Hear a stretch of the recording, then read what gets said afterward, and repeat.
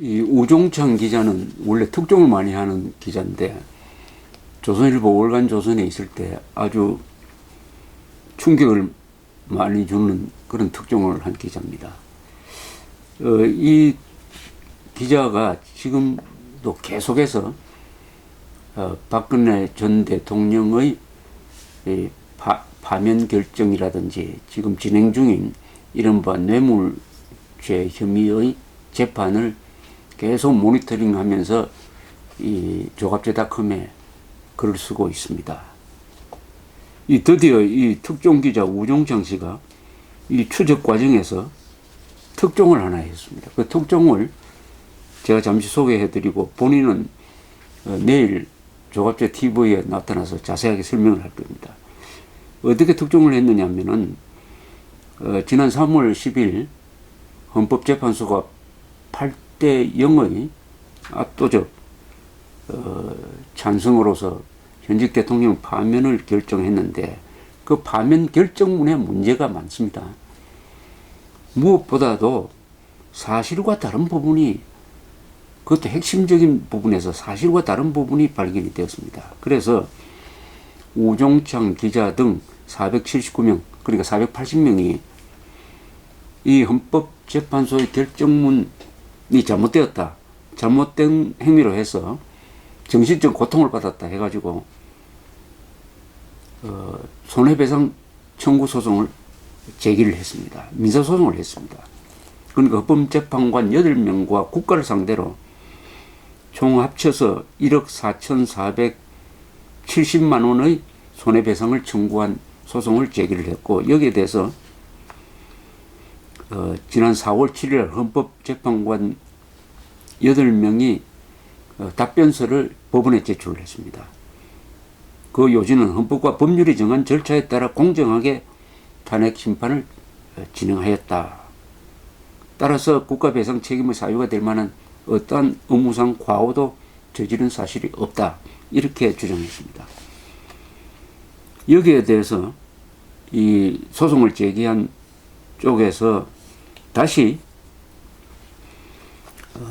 귀책 사유, 즉 피고들, 이 경우엔 헌법재판소 재판관들입니다만 피고들이 잘못한 것이 있다, 이렇게 지적을 했는데, 그 지적한 내용 중에서 아주 놀랄만한 사실이 하나 발견되었습니다. 무슨 놀랄만한 사실이냐 하면은 헌법재판소법 제51조가 이렇게 되어 있다는 것을 우종찬 기자와 이 소송 대리인 유일 법무법인의 오태희 변호사가 발견했습니다. 어떤 내용이냐 하면은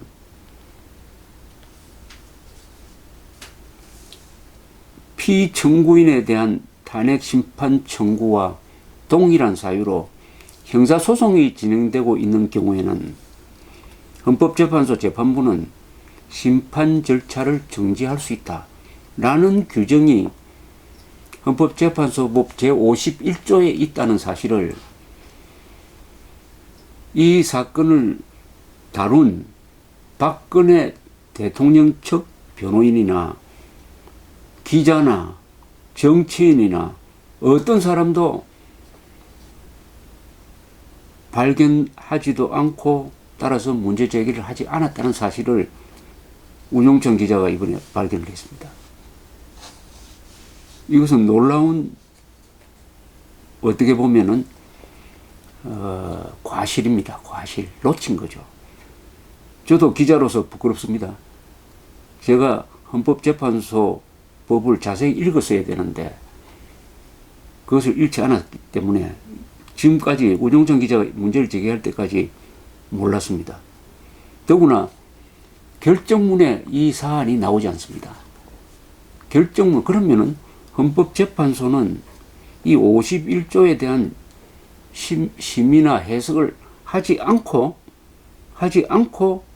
이 재판을 진행했다는 뜻입니다. 이 헌법재판소 51조는 2004년에 있었던 노무현 당시 대통령에 대한 탄핵 심판을 진행한 다음에 여러 가지 문제점을 보완할 필요가 있다는 차원에서 이 조항을 개정을 한 겁니다. 개정을 했는데 그 내용이 아주 의미가 깊습니다. 피청구에 대한, 이것을 지금 박근혜 대통령한테 적용한다면 이런 이야기가 됩니다. 피청구인 박근혜 대통령에 대한 탄핵심판 청구와 동일한 사유로 형사소송이 진행되고 있는 경우에는 재판부는 심판 절차를 정지할 수 있다. 이렇게 해석이 됩니다. 그때 검찰은 이미 박근혜 대통령에 대한 수사를 하고 있었습니다. 또 특검까지 만들어져 가지고 수사를 또 하고 있었습니다. 동시에 국회가 탄핵 의결을 해가지고 헌법재판소로 넘겼습니다.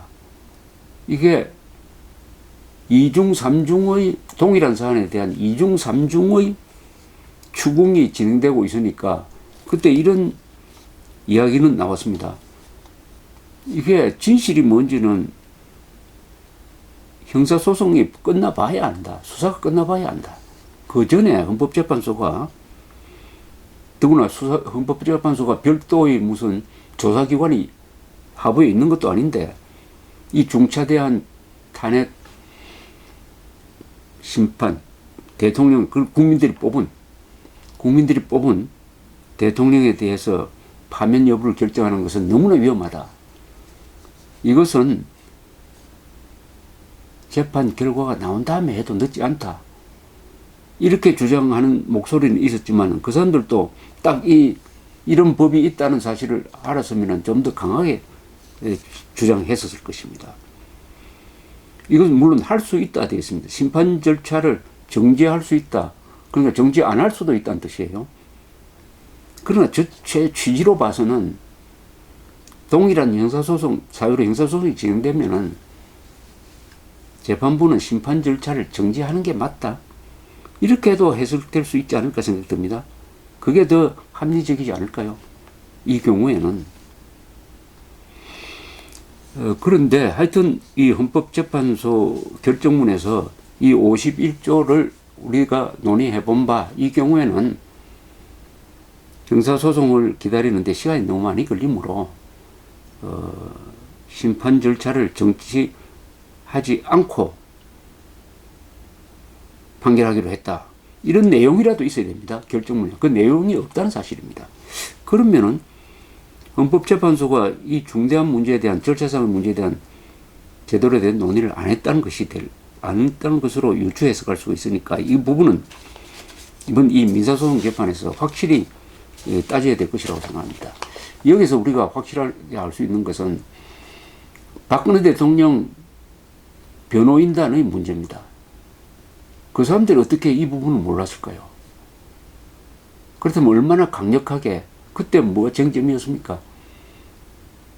한 사람이 빠진 결혼 상태에서 9명으로 전원재판이 이루어져야 되는데 한 사람이 빠진 상태에서 8명이 재판할 수 있느냐 없느냐. 또 왜 이렇게 이정미 재판관이 퇴임하기 전에 결정을 선고해야 된다는, 거기에 촉박할 필요가 있느냐 하는 게 쟁점이 되었지만 누구 한 사람도 51조에 이런 조항이 있다. 이 조항에 근거해서 당연히 심판 절차를 정지해야 된다는 주장을 한 적이 없습니다. 그렇다면 박근혜 대통령 이 변호인단이 잃지 않았다는 이야기 아닙니까, 이거? 헌법재판소법을 잃지 않고 변론을 했다. 기본이 안 된 거죠.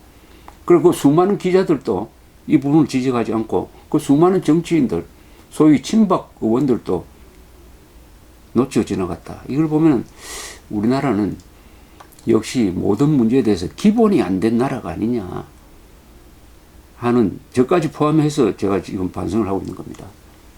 저도 헌법재판소법을 읽었어야 되는데, 읽었다면 51조를 읽었으면 저도 열심히 문제를 제기했을 텐데 하는 그런 아쉬움이 있는데, 내일 우종청 기자가 나와서 이 문제를 제대로 아마 설명할 것이라고 생각합니다. 감사합니다.